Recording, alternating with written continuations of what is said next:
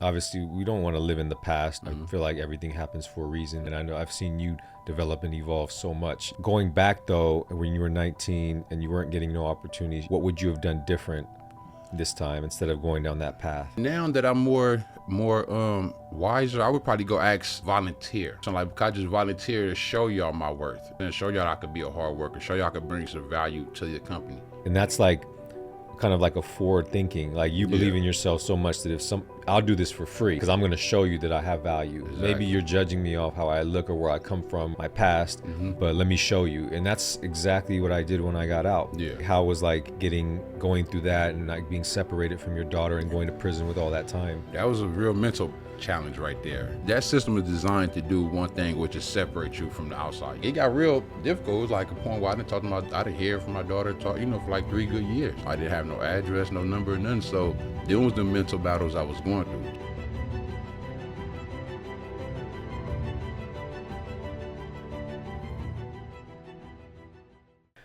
Jabarri, What's going on with it? appreciate you being here today. And I see you again, man. I know, like we haven't seen each other in a long time, man. Last time we saw each other was on the prison yard. Yeah, for sure. Yeah, how you been? I've been maintaining, man, taking it all in one day at a time. Awesome. Well, thank you for coming on the show. I know you just got out. Yeah. How long ago? About 2 weeks ago. 2 weeks ago. So I'm truly honored to have you here to share, your story and talk about some things that I feel people need to hear. But I always start off my podcast with a quote. Yes. A quote that I will read, and then you just tell me like what that means to you. Like what how does that resonate with you? Okay. And this is kind of like a quote, or in a way, but it's really just something that I heard. So in a sense, it is a quote. I'm taking it from somebody else. I can't remember where I heard it, and I've changed it up a little bit, but it goes like this. Your brain doesn't know the difference between something that happened in real life or something you strongly visualized. What does that mean to you? That's kind of deep right there, because you'll visualize something so much that eventually it'll happen. Then you be like, when it happened, you'll be like, dang, I've seen this before. Yep. You know what I'm saying? But you ain't really realized that you've been visualizing this whole time. Because even with my release, I done visualized it so much. Like now that I'm here, like now I feel like I wasn't even in jail. Like dang, I feel like I was just like a long sleep, or you know what I'm saying? It's just like now, but seeing my daughter is like, yeah, it was, because she's 14 now, 15. I mean, she just turned 15. And did you see her while you were inside? No, outside of video chats and stuff like that. So she was 4 months when I first got incarcerated. So coming home into a full-fledged teenager. Oh man, that's so let's go back to like, how did you end up on that path? Well, you know what, man, the craziest part is I was actually trying not to go that route. You know what I'm saying? Like I was actually trying to get a job. I was going, I was filling out the process of trying to, graduating to that, transfer to that adulthood. You know what I'm saying? So I was going to the job interviews. I had a female friend. She was, helping me dress, conduct myself, because I was lacking the knowledge of how to go in there. I'm just hoping I go in there and they just give me a chance. Yeah. That's what I was really banking on at the time. So having my daughter at the moment, I had my daughter, I had a car, I had license. So I'm 19, finna turn 20. I'm like, okay, let me try to, give me a job, start trying to transition into this adulthood, because I don't have no excuse now. Yeah. I have a high school diploma. I have, a set of transportation. So let me try it. Yeah. Yeah. So those were some of the things I was going through, and just being denied. You know what I'm saying? Like denied. Like I'm talking about they denied me. I'm not even getting to the interview.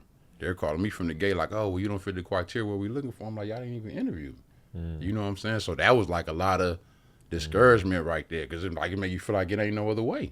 Yeah. Like ain't nobody gonna give me a chance. Like they just gonna keep denying me. You know what I'm saying? Yeah. Discriminating basically. And so you try to do the right thing. You're young. You're 19. Yeah. You're trying to do the right thing. Your daughter was around at the time. She was a baby. 4 months. She was 4 months.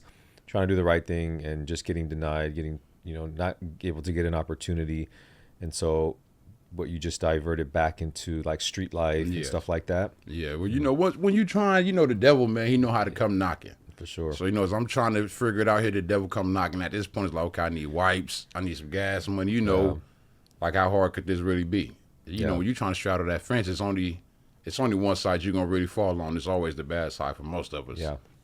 So going back, and this could be great advice for somebody listening, and obviously we don't want to live in the past. I feel like everything happens for a reason, Yes, for us sir. to be here where we're at today. And I know I've seen you develop and evolve so much. You were actually like us. You did the time. You didn't let the time do you. Yes, sir. And so going back though, when you were 19 and you weren't getting no opportunities, you couldn't get a break. You had all the pressures of life. You had a daughter. What would you have done different this time instead of going down that path? I think now that I'm more wiser, I would probably go ask to volunteer. You know what I'm saying? Like, because I just volunteer to show y'all my worth. You know what I'm saying? Show y'all I could be a hard worker. Show y'all I could bring some value to your company.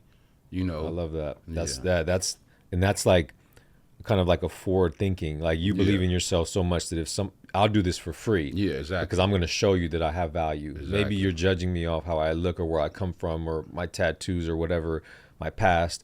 But let me show you. And that's exactly what I did when I got out. Yeah. I did so much stuff for free my first year, and Yeah. I really didn't make any money, but I proved my value. Yeah, exactly. And you just being 2 weeks out, like maintain that mindset now.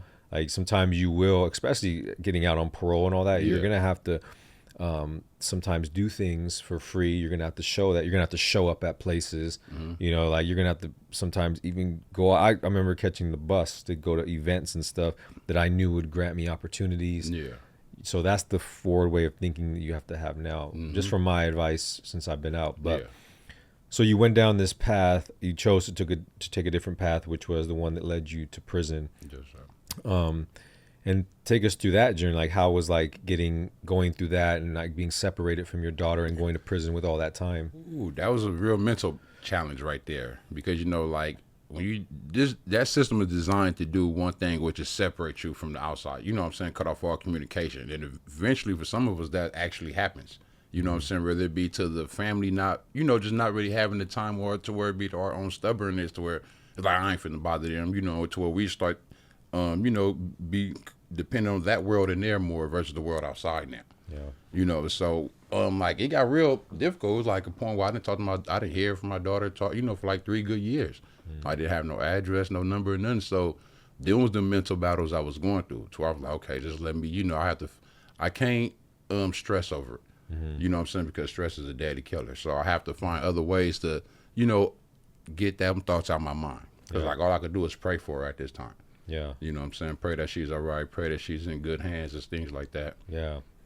Man, the power of prayer, right? Yeah, for sure, for sure. What is one of the things you did in prison to help you get through that time? And also one good thing that you learned while you were in there? Well, I volunteered to go to a lot of the groups up in there, the self-help groups, before there was milestone eligible. So as I was in there in them groups, it's a lot of lifers in there, and I just started taking bits and pieces of those dudes' life and those dudes' story and started, to copy and paste it to my life and my story and how I wanted to conduct myself and move and things like that. Yeah, yeah. So like taking advantage of like things that are going to help you to improve. Yes, exactly. I remember like our conversations, and we were all involved in that at one point, trying to better ourselves, share knowledge, help each other to get out. We all wanted that for each other, but that's not very common in prison when you find those groups of people. Yeah. It's very, you have to very be intentional about that. What is one of the the good things that you feel like you gained from that experience of prison that you're going to utilize out here today now? Oh, well, you know what? The discipline, man. The discipline to stay grounded. You know what I'm saying? That structure, that discipline. Because I lacked that as a young man on the streets. I'd have had, no discipline. I'd have had no structure to stay grounded and stay down. You know what I'm saying? Like if it was something I wanted, I'm trying to figure out how to get it today, right now. Yeah. So now I got the guidance, the structure. Stay grounded, man. And, things like that. Discipline is key. Yeah, for sure. In prison, we have a routine, right? We're very disciplined in our routine. We work out, we, go to education or whatever work. Yeah. That is definitely a recipe for success out here. Same stuff, like with the reading and the working out and the trying to elevate and grow and making new connections is all part of the growth even out here. Yes, so sir. like when I wrote my second book, that's what I talked about, how the same things in prison that helped me to kind of get out of that situation and get out here was the same things that I basically apply out here, just in different ways. Yes, exactly. So your time could be looked at in two ways, as like man, like I lost all this time, I'll never get it back. And it's almost like you're carrying this resentment. Or it's like, man, I went through like a temple, a Shaolin temple, a university that not many people can make it through. And I stepped out of that with all this wealth of knowledge and experience and gratitude and insight and just the ability to like navigate and communicate with all these different people from different places. That's really a skill. Yeah, for sure. So like you could look at it like that now that you're out and utilize that for your success. Yeah, because in there you got to study and learn how to adapt. Right. You know what I'm saying? Especially because I went to fire camp. So fire camp, you're just steady being from this camp. So you have to learn to adapt around these individuals on a daily basis. So that was one of the good skills I learned in there. You know, good lot of community people skills too, because you know prison is built off of respect. Yep. So you come home like a real respectable person. You know what I'm saying? So that was another thing I like that it taught me up in there. You know what I'm saying? To be real respectful and mindful and things like that. Yeah, and I just interviewed a friend of mine, Pablo, who was in fire camp. Okay. And we had a whole episode on that because when the fires happened out here, there was people that were incarcerated coming to help fight the fires, and there's a lot of people in society that didn't even know that was happening. Yeah. And they found out how much they were getting paid to do it and all this. So there was this debate if that was wrong because you're only paying them $1 a day. Yeah. Then some people were like, well, no, they get these benefits and incentives. They get out early. What's your thoughts and perspective on that? Like, since you were in the firefighting I program. mean, mine was like, okay, yeah, we get out early, but it's like I still have to earn that. You know what I'm saying? Like I don't just I went through prison from 2013 to 2022 without no write-ups. You know what I'm saying? But they wouldn't just grant me that early just based on like, you know, he's been programmer, he's a positive programmer. Let's just give him this halftime. I still had to go earn that. So, but in the midst of me earning that, I still have to provide for myself too. Yeah. So the pay is like the $1 an hour when we're doing all the work is like, it's not really much because even I expressed to one of the captains, I said, look, you could pay us $1 an hour, right? I'm like, you could tax us for everything, clothing, housing, food, you know what I'm saying? Y'all could charge for all that. And I said, we would still make more than $1 an hour. You know what I'm saying? So like, why are we on, and we doing all the work.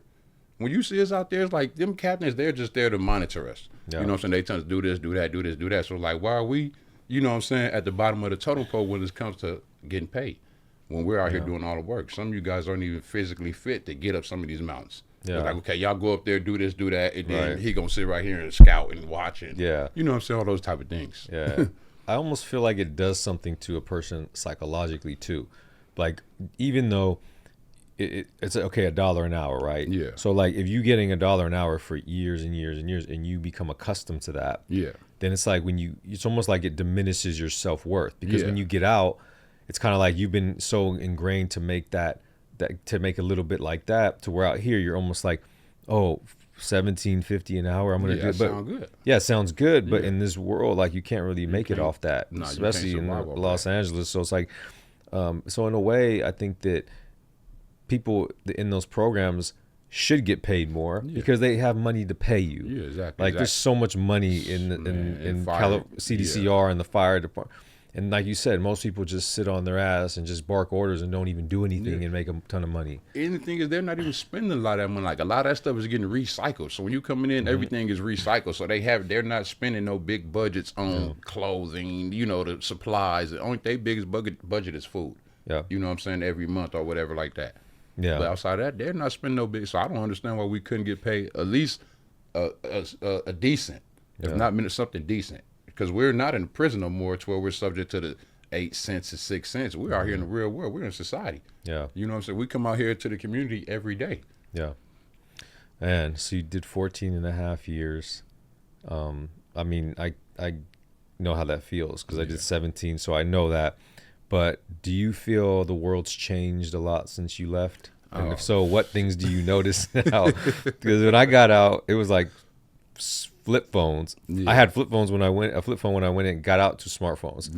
You know, so it's like everybody has them, everybody's using them. People are using like maps to get around, like digital Google Maps and stuff. And so for you, what was, like, now that you've been out 2 weeks, what are some of the stuff you've noticed? Ooh, the challenge for me, right, has been traveling, man. I tried to get on the bus yesterday, and I tried to use the app, and it had me going the wrong way.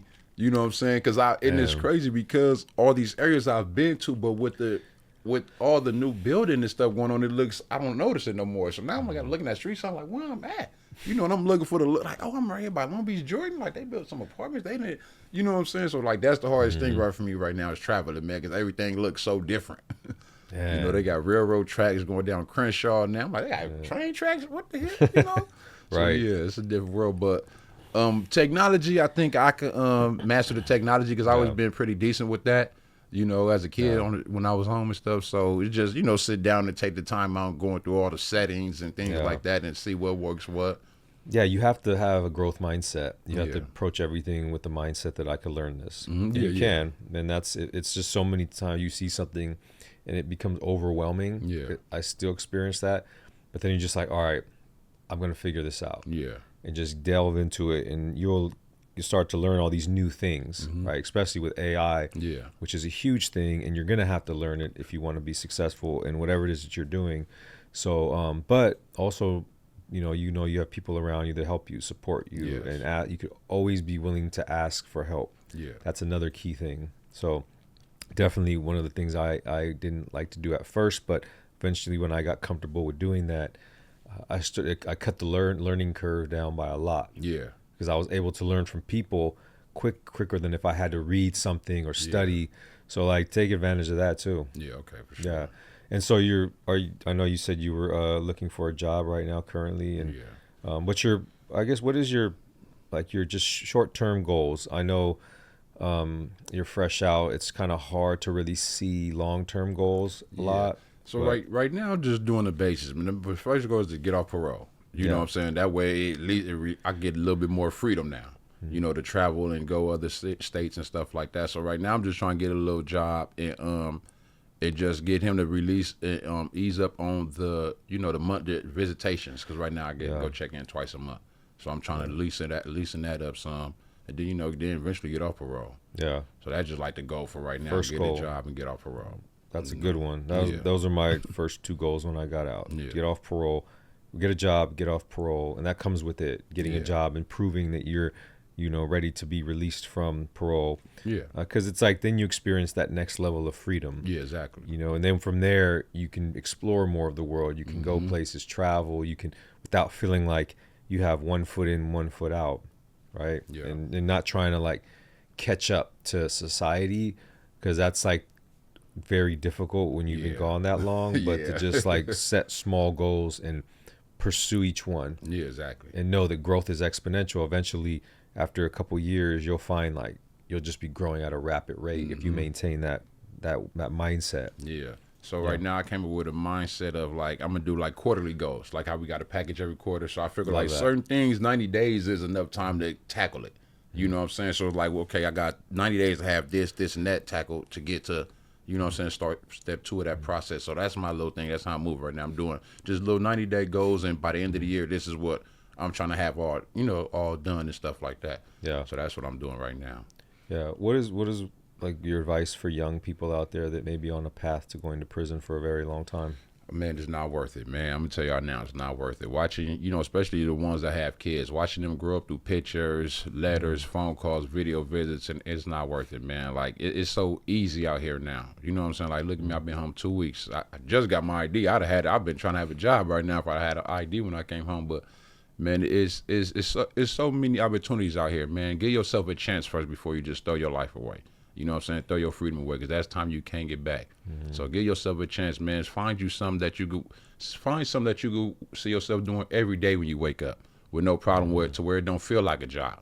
You know what I'm saying? Do something like that because we all got a talent, but it shouldn't take for you to go to prison to figure out what it is because that's what you're going to do. You're going to get in there, then you're going to be in that cell so long and so bored, you're going to discover a hidden talent about yourself. Because that's how it always goes. People get in jail, they figure out they learned how to draw, poetry, tattoo, all type of things. So, so yeah, man, don't let prison be where you discover your talent at.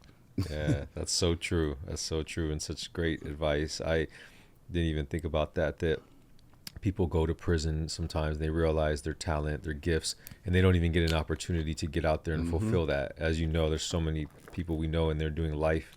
They won't get that opportunity, or they won't be able to get there for a very, very long time. Yeah. And then you're just sitting with this like want to do something in the world, and you can't. You're just stuck there. Yeah. So, but I tell them that too. And I tell them that the people that you're giving your loyalty to right now, that you think are going to be there for you and all this, when you go to prison and you're in there for a while, it's like you become forgotten, right? Yeah, for sure. Yeah, you be put on the shelf. You like an old post. Right. Nobody remember you no more. Was there anybody that was there for you during that whole 14 and a half year sentence? Man, my mom's, man. Shout out to my mom, Cassandra Hart, man. She was there from day one, you know, from when I got arrested to when I paroled, man. So she was my biggest supporter, man. She had my back, you know, because in jail, man, you need that emotional support, that mental support, you know what I'm saying, to make sure you don't get lost in that world. And that's what she was for me. So, man, I thank her. I thank her every day for that. You know, she's glad I'm home. You know, we chilling every day and stuff like that. Man, that's beautiful. That's beautiful. Like how a mother can just see the goodness within you, even like when society may deem you as a bad person, or you know that you've been condemned, or you know that you need to be imprisoned. Even a mother could be there, and see like, no, that's not he who he is. He just made some bad choices. Exactly. It was influenced in a bad way, and to ride that out with you is incredible. And I know that for the rest of, you know, your life, you're just going to appreciate her a lot more. Yeah, for sure. Because, you know, it's just, I met dudes who mothers turned their back on them up in there. You know what I'm saying? Wasn't there for them at all. Exactly. So, yeah, exactly. You That's know, you amazing. Appreciate that type of thing, man, because we need that support up in there, man. You know what I'm saying? And those are the true heroes. Yeah, honestly, sure. I mean, people that will be with you through thick and thin, through all that. Yeah, because see, what they don't understand is when you have that support, it makes you want to do right up in there. You know what I'm saying? You don't want to keep crashing out. You got your girl trying to convince you, your mom, your kids trying you in a hole, or you on LOP. You know what I'm saying? You got to a fight. You don't want to keep doing that when you got that support. You know what I'm saying? Versus when you don't got no support, it's like you ain't got nothing. You ain't got a reason to want to keep doing good in here. When you got that support, you want to get there. You know, you're going to visit, so you see your little cousins or your family. It makes you want to become better. And, you know, do good up in there. So that's what having that support did for me. It made me want to stay on that right path. Like, okay, I'm just here temporary. You know what I'm saying? I'm not here permanently. So let me educate myself. You know what I'm saying? Let me start finding other ways that's going to keep me out of jail. Yeah. You know what I'm saying? Therefore, I started to educate myself and start thinking outside that box that they had me boxed in. And how important is education when you're trying to transform your life? Man, education is very important, man, because you have to know what you're going to, you know, you have to understand the terminology of whatever field you're going to get into, you know, so that's why education is very important, because you can't go in the medical field just talking basic English, man. It's a whole nother language. So that's why, you know, I believe education is very important. You're true. Like, that's why I went to, when I went to business school, it was really to learn the language of business. Yes. You know, to have like an organization hold me accountable to get things done, to create my business plan, to do my minimal viable product, to create the framework of what is required for a business. But I knew business. I knew I wanted to start one. I studied a lot on my own, but it's different when you are a part of like an institution of learning. Yeah. So I get what you're saying. So I guess it kind of goes back to the question. That's kind of a question out there too, is like, would you encourage kids to go to college or not? Of course. I always encourage them. Hey, I'm encouraging my daughter to go to college. You know what I'm saying? Because even if you don't get out and pursue whatever degree you have, at least you still have it to fall back on. You know what I'm saying? Versus the only thing you got is a high school diploma to fall back on, you know? Yeah. So you it's amazing, man. You with your daughter now. She's a teenager, 2 weeks out. What's some of the stuff you've all been doing and learning from each other? Man, the first day, you know, when I came home, so the next day she had to track me. She does track and field right now, so I went to her track me, got to support her, you know, got to see her win her little races. She made sure she came in first place, you know, all the races for me. Yeah. Then that Saturday we went to Six Flags for her birthday. Nice. So, you know, we got to go hang at Six Flags. I got to meet her little friends and, you know, just watching they little teenagers interact with each other. Yeah. You know, making me feel old. So you went to Six Flags? Yeah. Did you get on the rides? Nah, I ain't get to get on the rides. Nah, I don't know if I was ready for that yet. I was going to say, that's you went big when you got out. Yeah, I can't do it just yet. I'm got to work on that. I know, that's like the worst thing, right? Like you got to get out and you get on a ride and something happens. And you're like, this guy did. Anxiety kick in. Yeah, anxiety kick in. You have, a smart move, man. But that's incredible that you can now be here. It's probably some of the most important times of her life. Yes, sir, for sure. Yeah. And I mean, like, do you feel like she it has like a, is it hard for you two to connect in right now, being that you were separated for so long, or just kind of? Well, not really, because I called it the I put in 10 times the effort while I was in there, so I wrote a lot, I called, I sent money, I sent birthday cards, you know what I'm saying? Like I did those things, to where we end up building like a verbal bond. Yeah. You know what I'm saying? She had the GTO app on her phone. She would text me, send me videos and pictures and things like that. I video chat her. So we already had the verbal bond. So now we're working on building that physical bond together. So we text and talk every day and stuff like that. Nice. Yeah, so just being already having that from being a judge made it a little bit more. It wasn't too awkward when I came home. You know what I'm saying? Yeah. She was just as shocked and happy to see me as I was to see her. Yeah. That's amazing, man. And do you have like other siblings and stuff like that? No, I'm the only child. You only child? Yeah. Man.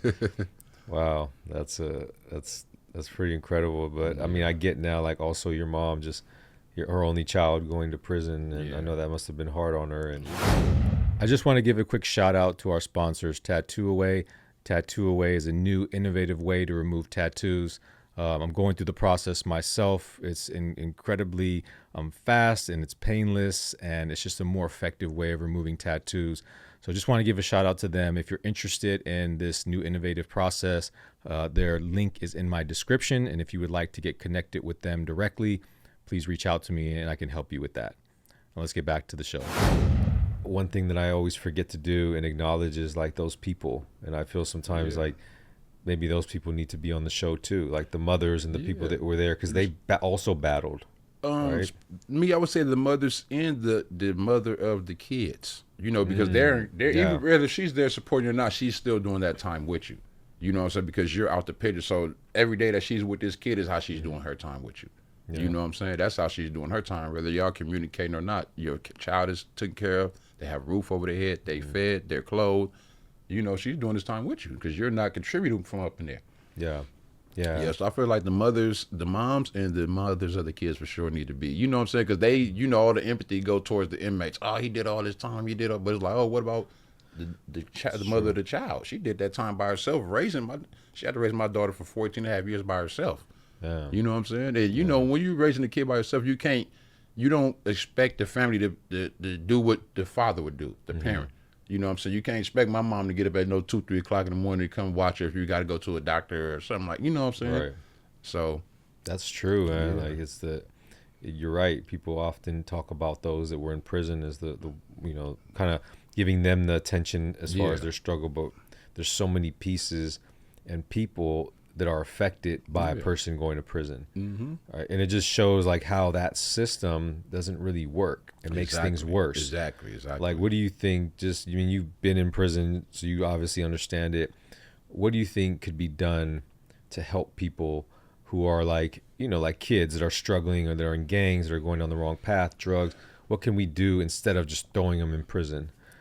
Man, we got to build more things out here for them to get into, man. You know what I'm saying? We got to have more adventurous things out here for them to get. We see they all like the dirt bikes, you know what I'm saying, the go-karts and stuff. So start building more things like that around the communities versus this shit way in Orange County. And you know what I'm saying? We ain't finna ride all the way to Orange County with 2 dirt bikes. Yeah. You know what I'm saying? Yeah. Versus if it was right here somewhere local, we all go up there and get out the way, be out the streets. Yeah. Because that's right now. I've been out 2 weeks. I've been seeing all the kids on dirt bikes.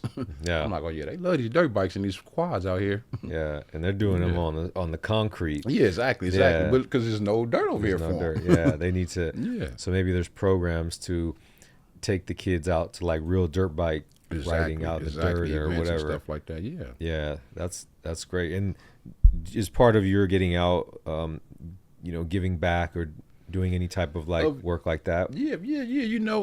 I actually missed the event they just had in the projects the other day. They took all the kids to the skate park right there. So I was because I don't know how to skate. You know what I'm saying? So being from the projects and know how to skate is something a lot of them not really used to seeing. Yeah. So I wish I could have went with them to go show them up there to the skate park and show them some tricks and stuff like that.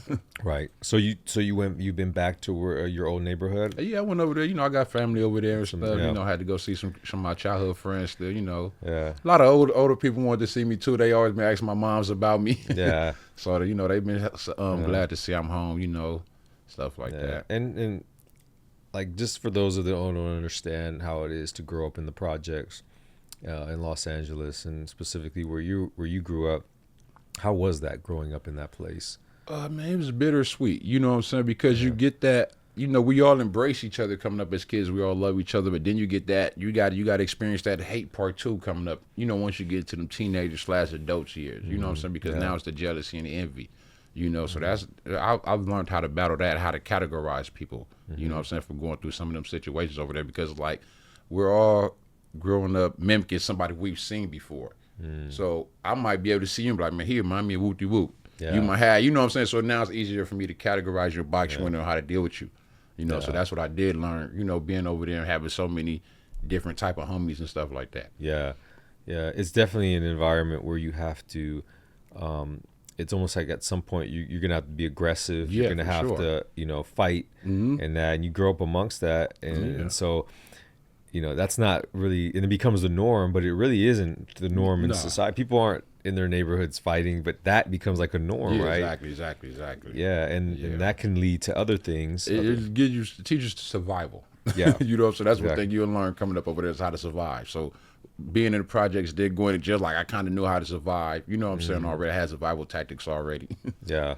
It's changed a lot since you. Oh yeah, man, it's changed a lot, man. I'm looking at, like, you know, they done rebuilt some things and added some things, and I'm over here like, dang, this shit look crazy. I know. Yeah, so much has changed. I saw the same thing when I got out, and I still see it when I'm in places that I haven't been. And I'm like, man, this is so different. I think we just drove past the Levi Stadium. I'm like, what's this? I'm like, where the SoFi Stadium at? I know it's somewhere, right? You know what I'm saying? Yeah. Oh yeah, SoFi Stadium. Yeah, I still ain't seen that one yet. I got to go see that one. Yeah, SoFi Stadium's new, and it's incredible. I went to it about a month ago. Like, just it's amazing. And it's right, like, in basically like a hood. You know what I mean? Like right dead center, right, surrounded by all these different neighborhoods and stuff. So. But that's how you know, like, things are changing for sure. around us, and even like the gang culture, right? Like, I know I work with a lot of kids, so I know like kids that are in gangs, and it's so different. Yeah, I feel like a lot of them aren't in it like how we were in it for. Yeah. Like you said, we grew up in that, so it's almost like you're a part of it. Yeah. But now it's almost like they're in it, but they're not really like just committed like that. No, it's to me, from what I get, because I was around a lot of them youngsters, I met a lot of them sitting at Jamestown. It's for popularity to me. You know what I'm saying? Because when they get to talk about them life sentences, or even just 20, because when I was on the yard with them, a lot of them just, so they like, oh, you've been down 14 years, like, oh, you know what I'm saying? But I'm like, when I was coming up, we had homies that was older than us getting out from doing them type of terms. Yeah. You know what I'm saying? Versus this generation, they're like getting slaps on the wrist. So they don't have nobody that they grew up with getting out for doing 13 or 14. He just did 2.5. Yeah. You know what I'm saying? And stuff like that. So, yeah, man, it's more for popularity, man, because, you know, you see what happens when they get caught. They get to tell it fast. Yeah. You know, they don't want to leave that social media alone, man. Yeah. They live for that type of stuff. Yeah, absolutely. Absolutely. And social media, you know, even though I utilize it a lot for business and stuff, and also just personal things, it definitely impacts the rest of society. Yeah, for sure. You know, just it's harder to have a conversation with a young person when they've grown up just being on their phones all day, every day. Exactly. You know, and then those same people have to go into the workforce and go apply for jobs, but they don't know how to do that. No, they really don't. You know, they don't even know how to really change their vocabulary. Yeah. You know what I'm saying? They dead homies, this, the hood, that, and I was like, man, you can't go into no interview talking like that. You can't talk to these CEOs like that, man. Yeah. You tell them to see on the dead homie, like you can't. You You know what I'm saying? Like, come on, man. Yeah.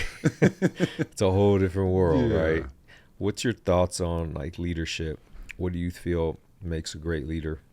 Well, you know what, man, you got to be able to spot great leaders. You know what I'm saying? Because me, I feel like I was one of the ones that was like, I would say mainly like a follower, but I knew how I was following the people that I always knew was more advanced than me.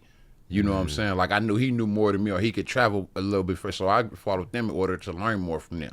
So now with that, I feel like now I'm ready to be a great leader, because I've been a student of being a great follower for so long. Now I could be a great leader. Yeah. So that's what, you know, because some people is born with natural leader skills, you know, but you have to be the one to recognize when you have that skill, you know, and then you also have to be the one to not abuse that skill. You know what I'm saying? Because a lot of people abuse that skill. Yeah, absolutely. Yeah. Yeah, that's so true. And leadership, like you said, I think there's both. I think you can be born with it, and then also you can develop it. Yeah. But those that are born with it and develop it usually are like the some of the biggest leaders that we hear about. It's kind of like, it's almost like this thing that they're, even when you're a kid, you're kind of seeing it in them. Yeah. And then they develop it, they find it, they develop it, and it just becomes like, now you have a lot of influence. Yes. And it could be in a bad way or in a positive way, like you said. But then every individual has an opportunity to lead. Yes. Right? Like parents could be leading. We all are leading in a way. Yeah. And so with this day and age, I feel like one of the best things we can do as leaders is just kind of like lead by example, right? Just through our actions. Well, that's be my thing now. Instead of example, I say lead by action, because I see a lot of these youngsters, they're more visual. You know what I'm saying? So when they see, you know, we see what they look up to, the change, the jury stuff. So when you're trying to tell them something and you just playing, they gonna just, you know what I'm saying? So, but when you're telling them and you're showing them in action, now they're like, oh, I see what he's doing. I see what he's talking about. Hey, big brother, you know what I'm saying? Now they want to be a part of what you got going on because they see you putting the action in. Yeah. Because back then when we were coming up, all we had was their words. You know what I'm saying? We had the words to go off of. We didn't have the action to see what they're doing on social media and things. So they have us to look at what we're doing on social media and see us backing our, you know, words behind our actions, and that makes them want to come follow you and stuff like that. Yeah. Going back to prison, because it's interesting to me sometimes when some people come into prison and they're already like, okay, I'm in here, I need to start working on myself and get out. But some, it takes a long time to get there. How did it work for you? You know, you have to want it. You have to have that desire. You know what I'm saying? Because I remember having the phone in there and calling my homies one day, man, and just realized, like, damn, it ain't nothing changed out there. Like, they doing the same shit that we was doing. We was 13, 14, 15. You know what I'm saying? And then from there, it was like, nah, I gotta, like, I want, you gotta want better. Yeah. You know what I'm saying? Because I knew, like, this can't be it right here. Like, once this is over with, there ain't no come back to this. So therefore, I started to look for people that I can learn from, which is actually when I ran into Bryson. I was like, whoa, because, you know, I know him from the streets. So when I'm talking to him, I knew, like, okay, his mind on another level. Like, he ain't the one from 2006 when we was hanging out. So then I started, you know, latching on to him, start being another student. You know what I'm saying? Start just everything he would teach me, you know, or give to me, I would take in, soak it in and stuff like that. And I'll tell him, like, man, this is the first year I've been to where dudes is on this level. You know what I'm saying? And it ain't just one person. It was a pack of us that you've seen. You know what I'm saying? So that's why I grabbed, let me go over here. Because these dudes got what I've been looking for. Yeah. You know what I'm saying? Because you wouldn't believe, I came from Donovan when they sent me up there with y'all. I was only at Donovan for 88 days, coming from Arizona. So you know what I'm saying? I got the Donovan and it was like, you know, and then they sent me right there. Then look how I end up all unfolding. Yeah. So it was like a blessing in disguise, really. Yeah. And Bryson been on this podcast a couple times. I mean, we've been hanging out ever since he got out. Yeah. Even before he got out, he would call him and I, you know, and he went and picked you up on your first day out. Man. How was that experience? I did you guys document that? Like, you did? We got it on the podcast. Y'all can check it out at Last of a Dying Seed on YouTube. But man, it was a blessing, you know, just coming out, man, and he right there with the phone and you know, recording it, man. Then we went to go, you know, surprise my mom. Oh, so she didn't know? She didn't even know I was coming home that day. Yeah, wow, she didn't know I was coming home. And how did she respond? She was shocked because she haven't really seen me. Like, she seen me on video chats. You know, my mom wasn't able to get a crew to come visit me. So, you know, on the video chat, you were looking at, but you're not seeing their full physique. So now when I'm come walking in, she looking, because we called her, like, I'm like, hey, you know, Bryson finna bring you the shoes, you know, just in case he finna go out of town. You know, I had some little story I was telling her. So she like, all right. So when he called, like, I'm finna be pulling up, we coming in and she kind of like looked out the window and I'm like, oh, I think she seen me. But she wasn't too sure. When she looked out the window, like, hold on, what? So she came. So by the time walking up, she's come to the door, opening it, and then it just like, she like, oh my God. Like, man, this year is real tearful, man. Wow, that's amazing. And did you guys record that? Yeah, we got everything. So awesome, we was able to catch all those moments, man. Yeah, I'm glad Bryson was able to document that experience for you, because you're gonna look back at that in a few years and be like, wow. That's what's going to keep me grounded. Yeah. You know what I'm saying? Because I know not only did I suffer, my family suffered too. Yeah. You know what I'm saying? So even I'm going to go surprise my daughter, we recorded it. You know, so having those two recordings was going to, when I feel like, because there's going to be times where I probably going to, you know, feel like it's hard, or I'm going through a rough day or something like that, but the videos is what's going to keep me grounded. Yeah. Like, you know what I'm saying? Like, this is going to pass right here. It does get tough. Regardless, it is going to be moments when you are feeling ungrateful. It just happens. You won't even know it, but you'll be like, and then you'll check yourself. There'll be times when you're getting frustrated at things that you wished you were able to do at one point. So all those things will come, but I think one thing that is special about like our experience is that like you will quickly get back into like just gratitude mode. Oh yeah, regardless. You snap out of it. Yeah. So that's truly a gift, because people out here, they want that so bad, just to be like that, to be more grateful, to be more appreciative of what they have, to experience life better, right? The food that we eat just tastes better to us. For sure. You know what I'm saying? Like sure. the water tastes better. Yeah. You know, when you're drinking out of a faucet for so long and the water's not good, and sometimes you just want ice water and you can't have it. And now it's like you can get whatever you want. Everything just is better. It's an enhancement. So it's like really just reframing it as like, man, that was a bad experience, a lot of time gone, but it's really a gift. You know, if you look at it like that, then you take the power, from it. Yeah. That's how I always looked at my situation as a blessing in disguise. Yeah. You know what I'm saying? Because I know the road I was in down, I probably either been dead or in jail. Yeah. So, for me to go to jail, I hate it took all that time, but at the end of the day, it's like I came out sharp. Yeah. You know what I'm saying? I didn't let that time do me. I did the time. Yeah. Yeah, man. And so what's next, man? I know you have these short goals coming up, but what's like your next thing? You getting a job, right? You want to get a job. Yes, sir. And I don't know if anybody out there is listening and there's any job that's available in what area. Well, right now I have no transportation, so right now I'm just like trying to be, Long Closer. Beach, somewhere by the house where I could catch the bus and get back home and stuff like that. Long Beach area. Yeah. Okay. Yeah, I definitely know some people down there. And if anybody out there knows anybody who is hiring, I mean, this man did his time. He's a great human being. I knew him from inside. And your energy is the same. Yes. Like you weren't like Bryson. You two never changed. Always had that good energy and just positive outlook, even in a bad place. And so, if I could help in any way, I certainly will. Yes, sir. I appreciate it. Yeah. And any last words or anything that you want to share with the people out there listening, and and we'll have you come back in time to see where you're at. I love to like gauge to see the growth, because I already know you're going to grow and develop and have all these amazing things happening. So is there anything at this point, about 2 weeks out, that you want to share with the listeners and viewers?